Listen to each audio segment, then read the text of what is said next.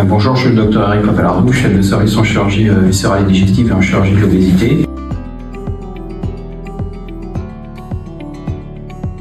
Je travaille avec le Dr Messaoudi,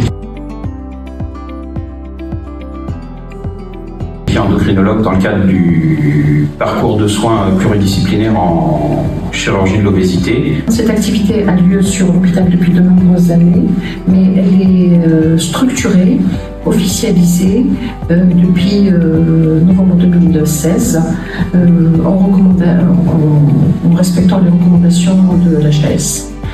Dans le cadre de ce circuit, nous proposons une indication opératoire, mais il y a aussi une prise en charge avec les diététiciennes pour l'équilibration et la gestion de leur alimentation, ainsi que des traitements médicamenteux pour certains patients obèses.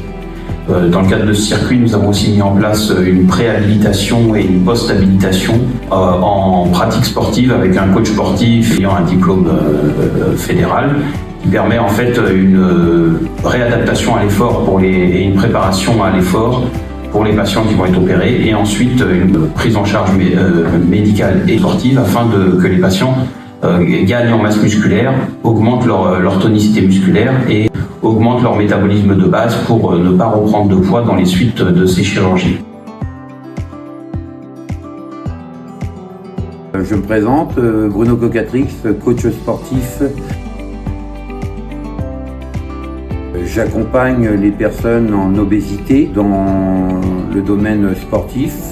Le but, c'est effectivement de leur apporter, je dirais déjà, non seulement un accompagnement avant et après la chirurgie, mais aussi de leur inculquer les bons gestes, apprendre aussi peut-être à avoir confiance en soi, l'estime de soi. Le but, c'est effectivement que cette vidéo, mais aussi que les exercices ou les activités qu'on met en place attirent un maximum de personnes. Et souvent, ces personnes-là, elles ont du mal finalement à accepter leur corps et elles ont du mal à accepter le regard de l'autre. Et le fait de faire ces séances dans un hôpital permet effectivement de dire je peux faire une activité sans que rentrer dans une salle et sans avoir effectivement le regard d'autrui sur moi. J'espère surtout qu'il y aura de plus en plus de personnes, que cette vidéo permette effectivement d'attirer du monde et que les personnes qui sont encore réticentes finalement à ce genre d'activité, de protocole, voient que finalement c'est permis à tout le monde. L'hôpital de Drôme,